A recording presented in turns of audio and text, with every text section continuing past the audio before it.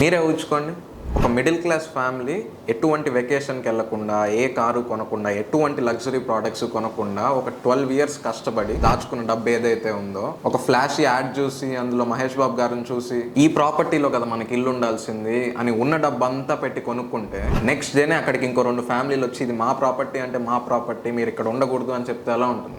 న్యాయం కోసమని పోలీస్ స్టేషన్కి వెళ్తే పోలీసులు డాక్యుమెంట్ చూసి ఇది అసలు ఇల్లీగల్ ప్లాట్, మీరు ఎలా కొన్నారు అని అడిగితే ఎలా ఉంటుంది? సూర్య ఇన్ఫ్రాలో ఇన్వెస్ట్ చేసిన వాళ్ళ పరిస్థితి ఇప్పుడు ఇలానే ఉంది. గ్రీన్ మెడోస్, సాయి తులసి ఎన్క్లేవ్ వీటిలో ఇన్వెస్ట్ చేసిన వాళ్ళ పరిస్థితి ఇప్పుడు ఇలానే ఉంది. 300 పైగా ఇన్వెస్టర్స్, ప్రాజెక్ట్స్ అన్ని సగంలో ఆగిపోయాయి. డూప్లికేట్ రిజిస్ట్రేషన్స్, ఒకే ప్లాట్ ని 2 లేదా 3 ఫేక్ రిజిస్ట్రేషన్స్ చేశారు. మహేష్ బాబు గారు బ్రాండ్ అంబాసిడర్ అయినా ఆయన కంపెనీలో ఏం జరుగుతుంది అన్న విషయాలు తెలియవు కదా.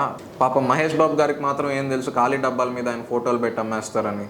అసలు దీని వెనకున్న mastermind Kancharla Satish Chandragupta, head of Surya infra. ఇంటర్నల్గా ఏం జరుగుతాయి అన్నది ఈయనకే తెలుసు. ఇప్పుడు ఆయన జైల్లో ఉన్నారనుకోండి, కానీ మోసపోయిన వాళ్ళ పరిస్థితి ఏంటి? మహేష్ బాబు గారిని కొంచెంసేపు పక్కన పెడదాం, పాపం ఆయన కూడా చాలా బాధపడి ఉంటారు ఈ విషయం తెలిసినప్పుడు. ఈ సందర్భంగా నేను మిమ్మల్ని ఒకటి అడగాలనుకుంటున్నాను. అసలు ఎన్ని రకాల యాడ్స్ చూస్తాం మనం యూట్యూబ్లో కానీ, టీవీస్లో కానీ, ఇన్స్టాలో కానీ. ఇన్ఫ్లుయెన్సర్స్కి అకౌంటబిలిటీ ఉండాలంటారా? మీరేమనుకుంటున్నారు? నాకు కింద కమెంట్స్లో చెప్పండి. మీ ప్రతి కమెంట్ నేను చదువుతాను.